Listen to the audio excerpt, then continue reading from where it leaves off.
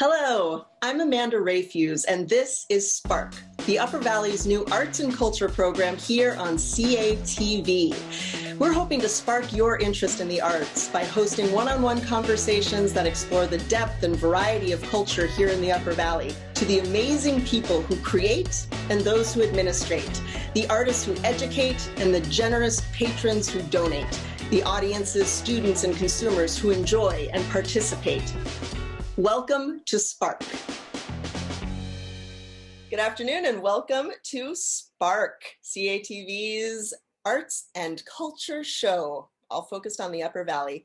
Today, I have with me the fantastic Joni B. Now, she is the founder of the Writers Center in White River Junction, Vermont, and teaches a variety of workshops in fiction and creative nonfiction, both online and at the center. She's a guest instructor in the Master of Arts in Liberal Studies program at Dartmouth College, and served on the faculty of the former New Hampshire Institute of Art, which is now part of the New England College.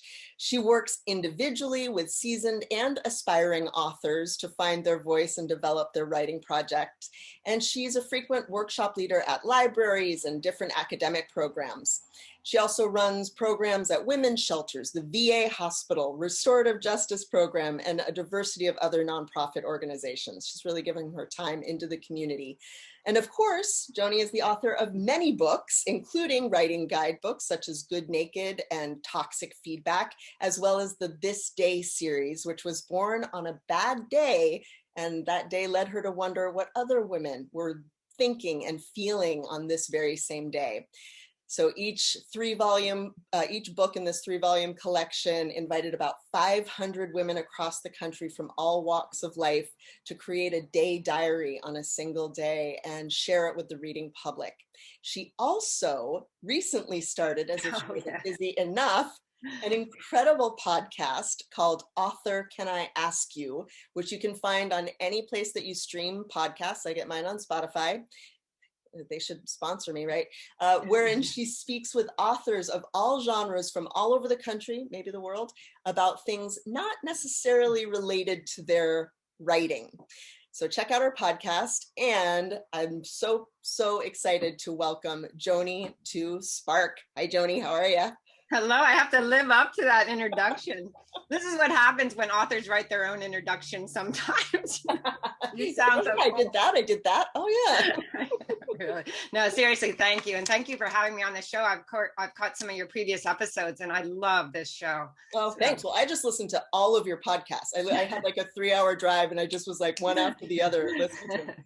And they're so delightful because you get to know these authors I was introduced to several authors that I've not heard of before, and getting to know, well, this one's a musician as well. It just is really cool. So yeah, it's fun. Thank you. So I know you know this because we've talked about it. I am an absolutely inveterate reader. I mean, every room in my house has shelves and stacks of books. I use myriad audio services, which I really still count as reading. And I truly appreciate the work that you do to help authors, both seasoned and new, bring new, well-crafted stories into the world. When we last spoke, I was like, I feel like if I worked with you, I'm terrified of writing nonfiction because I had a bad teacher in high school, but that I would really gain a lot. But I would love to know from you what you think creative writing as an art form brings into people's lives. Why is it important for us to have stories in our lives? Yeah. Well, you certainly experienced it from your enthusiasm and pull towards all those stories that you enjoy reading. But, if you go back to even cave days, you think about the cave paintings, they were stories. And it's in our DNA, I think, why we want stories, we need stories. And they're just foundational, I think, to everything, to our happiness and our growth. But, it's interesting. I mean, if you start at a basic level, which is a very important level in and of itself, they entertain us. And let's face it, who doesn't need to be entertained or want to be entertained? And that is a beautiful value in and of itself. But beyond that, I think stories are also so critical because they serve the writer tremendously to write, to process, to tap into whatever you want to tap into. But I also believe stories are probably one of the most powerful forms of social activism. And, so for one thing, they broaden the reader's perspective, because you transport me to places and worlds that I've never been to. So right there, I'm a bigger and better person because you've broadened my perspective. And that's a form of activism.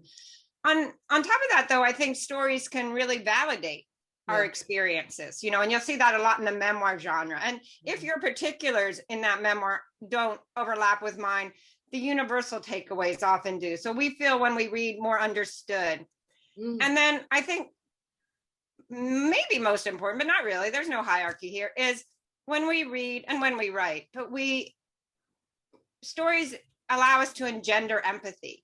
Because the power of a story is it recreates the emotional impact of an experience, a good story. And so when we are sharing in that experience, we can't help but feel empathy for people who maybe are living lives that are remote from our own. So whether it's to entertain or to engender empathy or to validate our own experiences, I mean, it's just amazing what stories can do, which is why I think writers have to really remember all that. Because when we're slogging, we are doing something really important. It's worth the slog. Yeah. So, yes, it is. It is. Oh my gosh, yeah. Well, any creative endeavor, you know, when you're going through a little bit of a rough patch, it's worth it, because whatever the medium is, whatever the outlet or the output is, it's so inherently meaningful, and it does mean something to the viewer or the reader. So it's worth it. Yeah. So. Yeah. Well, and in that way, you were just talking about engendering empathy, which I think is such an important part of, you know, putting yourself in somebody else's shoes, right, and in their story is so important. And to that end, you know, as an educator, you've talked about the value of feedback, which I think kind of goes to this empathetic piece, right? Yeah, it takes a lot of EQ to give feedback, a lot of EQ, emotional intelligence. Intelligence, right? So how one of the things that you've said to me is the need for feedback to start with appreciation, which I just think is a great rule of thumb. You know, instead of going about and criticizing somebody, you know, can you start with, well, here's the great things that I noticed, and then see where things go. But could you just speak a little bit more about the value of feedback and appreciation, especially as it pertains to writing? Yeah. Oh gosh, don't get me started. I wrote a book on feedback, and at first, you know, certain people I pitched, well, that could be an article, maybe 10 things you should do, you know.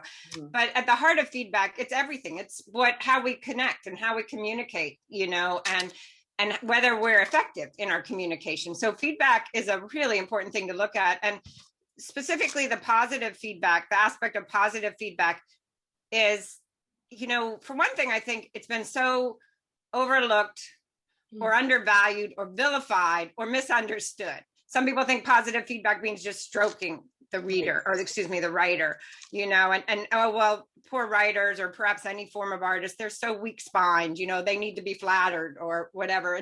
And that's not the same as positive feedback. And then it's been vilified. Well, you know, real writers don't need feedback, or, you know, all feedback should be brutally honest, because otherwise you're not helping them. And actually, when you focus your attention and offer your feedback around what is working in a piece, whether it's just a little seedling or one little spark, to use the, you know, to borrow the name of your show, that kind of made you sit up in your chair, you know, or whether the language is beautiful, or whether there's particular scenes, when you start with your sincere feedback, attending to those things that are not just working, but also show the potential for growth, it so helps the writer build her stories from their strengths up. And it provides this context, again, not because writers are weak or whatever, but it provides a context where we have comparisons. Oh, they're saying this really worked. Okay, now I know what I can do with this. Versus if all we focus is on the negative, what isn't working, the absence of stuff there, we have very little to go on to build and grow our writing. And, you know, also positive feedback, it just elevates the spirit. We're all in it together. Let's help each other, you know, let's support each other. And, you know, just today I sent off a chapter I'm very insecure about to my writing friend and partner. And I said, you don't even read it, but I have to get it off my plate, because I was doing the same thing I tell every other writer don't do, you know, like I make all these excuses and it stinks. But she did read it, and she was busy, so she read it in between stuff. But the first thing she said was something like, oh my gosh, I love this. It made me laugh. I'll have more later. Oh, Now, I'm sure there is much more later, but I'm telling you that inspired me to already go back to that chapter now with fresh eyes and renewed enthusiasm. And so positive feedback is it's so motivating, but it is more importantly, or equally important, it is also very educational. It allows us to write forward productively. So, and there's always room for constructive criticism, but that can kind of come along at the back end, you know, not the back end of the drafting process, but the back end of the positive interaction. So it's extremely important, I think, you know, to focus on in the form of a question instead of a solution, right? You know, can say, so I wasn't sure why you decided to go this direction. Beautiful. So, you know what, instead of doing this, you should, you know. Oh yeah. Well, I think that, you know, I wrote a book called Toxic Feedback, but it's not to say there's a ton of toxic feedback providers out there. There's wonderful people, but feedback becomes toxic when it sets the writer back. And a lot of times that's because of exactly what you were just saying. We're trying to fix the writing for the person. We're too focused on what isn't working. The way that we phrase our feedback can be sort of like a door slamming shut on their face. And so, you know, this whole interaction, it's a delicate dynamic, but that said, when it's modeled, when you practice it, when you're just paying attention to what that writer needs to hear in that moment to move forward, then it's going to be a positive interaction. So, well, I got to tell you, like I said, I think that, you know, you're definitely applying it to writing, but that rule of thumb just applies to everything, you know. I'd like to find a case where it didn't apply. You'd have to really search for that. So you also talk about how craft is such an important, or technique is so important because it gives you something to kind of fall back on, right? Right.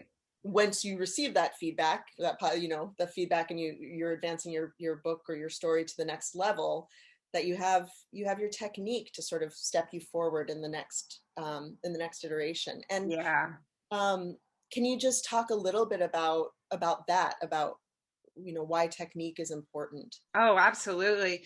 You know, I think that writing stories or art, visual art, I think, but specifically we'll talk about writing now. I think a good story is a miracle. It's just a miracle. You know, how it changes my life, changes the world. Well, go to your writing desk now, try to write a miracle, you know, or hang around until that muse comes, which is what the heck, huh? You know, and so the more we can distill down the parts that we can actually act on, pull from our back pocket, you know, use as resources to start to put words on the page to draft forward from, then the more we have a little bit of control over the process. And so craft is that concretized way that we can apply action and detail and dialogue and internal monologue and a little bit of exposition here and there. And with the what I think are concretized components of the writing process, I can start slapping stuff on the page. And so, you know, I can write where, you know, somebody kept playing with her hair because she was nervous. That's characterization. But, you know, I can't write to deep themes, and I can't write to that wonder when the whole becomes this greater than the sum of the parts. So we have to use these components, these narrative techniques, of which there are a very limited number of them, thank goodness, that we can just keep applying. And so the more we just have those at the ready, the more we can draft forward until at some point, the writing does become a miracle. It starts telling us what to do. The muse visits a little more readily, you know, we're on more in terms of the flow. But gosh, we have to get started, and craft is the perfect way to start, and craft is the perfect way to finish too, for that matter. Change that one verb to a stronger active verb that isn't just motion, but action. And suddenly your whole sentence, the whole scene goes up. So everything that we want to achieve can be achieved through craft. And it's the only part of the process I think we have a little bit of control over. It's a good thing, you know? And it's interesting because even in just everyday communication, those kinds of craft points can, right? So that you're writing an email, it's like, how could I simplify that and be more direct or be more actionable? I think that's really interesting. So thank goodness for craft. And of course, I really began the focus of that by teaching. You know, and that made me so understand craft. I had to stay one lesson ahead way back 25 years ago from, you know, the people in my writing workshops. But now with a deep understanding of it, I feel so much more secure. You know, it doesn't mean writing still isn't difficult at times or hard, but I know I have the tools I need to get where I want to go after 70,000 drafts. so, Yeah, right. And you know, the power of that messy first draft too, to sort of yeah. advance you. Yeah. So could you share, well, first of all, again, I just want to pop back to your podcast, which, as I said, I found so delightful and charming and really informational. That's And so nice. Thank you. it's nice too, because it's, you know, they're each about 15 minutes. So literally, if you're driving to the co-op, you've got a little podcast that you can listen to on the way. You know? Yes. But can you just tell me what gave you the idea, or, you know, what was that spark that said, yeah, gosh, I really want to ask authors about things that aren't necessarily about the book that's coming out? Yeah. Well, you know, I've always loved having the ability to ask people questions, which you don't always get. You know, in fact, I think I like asking questions more than conversation. And so, and you can't just like corner somebody you don't know and fire questions on it, but you can when you invite them onto your podcast. And so this was a perfect vehicle for that. And so also because my people, in a way, meaning people I feel sort of comfortable with, are writers, you know, then it made sense, of course, that would be the group of people that I would fire questions at. And I didn't want to just talk about their books, though we definitely get to their books and craft and the creative process or whatever feels organic. But I didn't want to do that at first because, for one thing, there's a lot of good interview shows and they often ask the same questions, which are really important and interesting questions to me. But why do I need to ask them?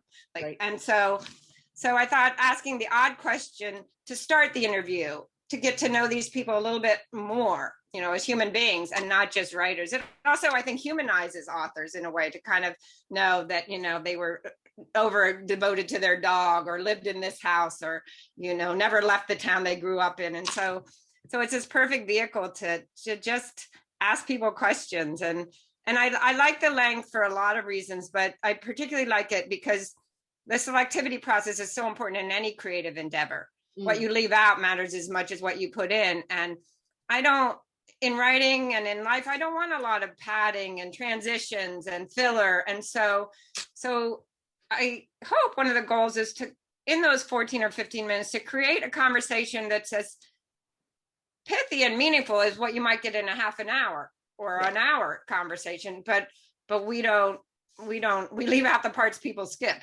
right. As Elmore Leonard once said, you know, about writing. So that's the goal. And I hope I'm getting there. So, and of course, I'm just so grateful to these authors because, you know what it's like, you know, asking somebody for something. And so they've been so gracious. So, and I'm always looking for new authors. Yeah.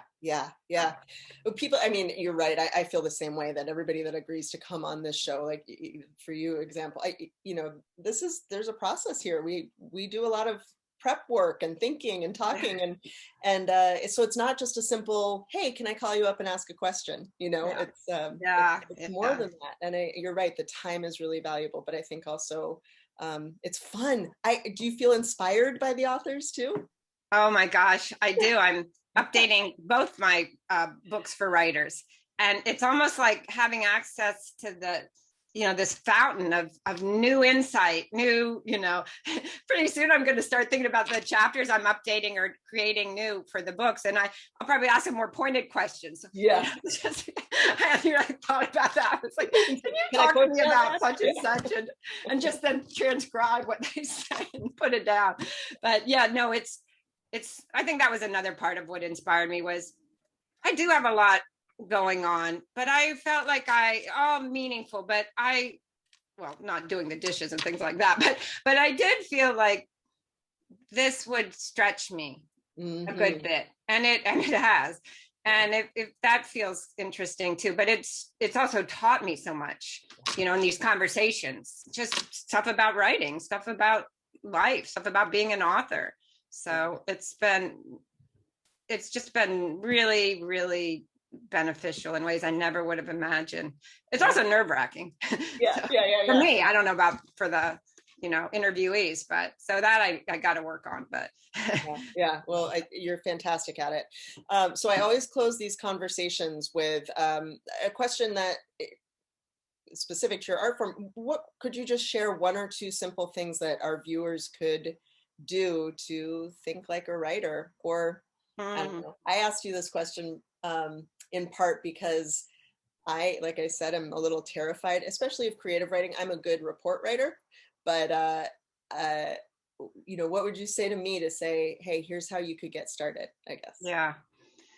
Well, there's the simple answer was the way you do have to start writing, and but that's just ridiculous. That's as ridiculous as, Nancy Reagan saying, just do it, But so if you can find some kind of a community, somebody to swap writing with, or a writing workshop, that certainly helps. Deadlines, nobody would write without deadlines almost, but maybe one of the first things is more of a mindset shift, which is to create an environment that's really, really inviting, whatever that means, your cat, a candle, and to somehow get into, if you can, any kind of headspace where it's all good. Because when you open that notebook or that computer screen and it's blank, it is the one draft where it is really all good. So the more inviting, the more punitive, the more positive feedback you can have. And just to know that it's just a rehearsal draft. This is about, it is not, don't even call it a draft. I like the word rehearsal. There is just no wrong thing you can do other than not start moving the pen.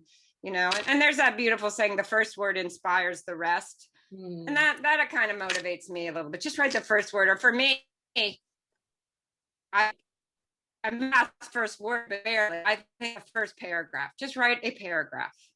That said, you don't even need to know if it's a paragraph. There's no time or reason for labels in those early stages. But I do think community, something we rarely think of in terms of writing. We think of it as such a solitary act.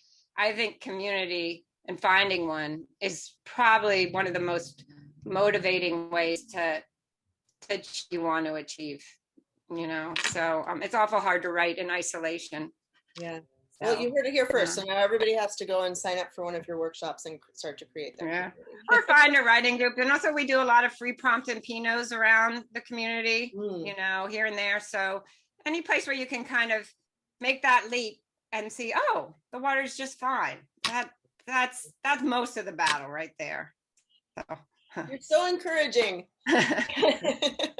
Well, thank you. Well, Joni, thank you so much for joining us on Spark and for sharing your wisdom and your wit and your enthusiasm and your awesome self. We're so grateful. Oh, well, thank you, Amanda. This was fun. I really appreciate it. Excellent. And ladies and gentlemen, you have been watching Spark. Of course, you can find information. Joni, before I let you go, tell us where everybody can find information about you. Oh, you could go to my website, jonibcole.com. And that also links to the Writer's Center, but there's information about the podcasts and books and writing and teaching. So that'd be great. Awesome. Yeah. So thank you again. And you've been watching Spark, the Upper Valley's arts and culture program here on CATV. You can always subscribe to CATV's YouTube channel to catch up on episodes and learn more about each guest by visiting their websites listed in the episode description. Thank you for watching Spark.